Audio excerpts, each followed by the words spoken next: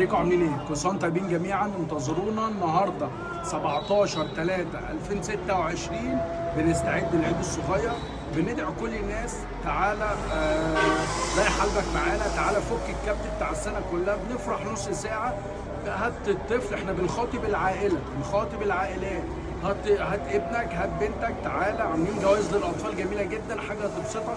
بنخاطب العائلات، بنخاطب العائلات. عايزين الاطفال، نفرح الاطفال، نطلع الكبت بتاع السنه كلها. تعالى نفرح ربع ساعه، نص ساعه، حاجه جميله. تعالى بقى بص بقى احنا عاملين ايه.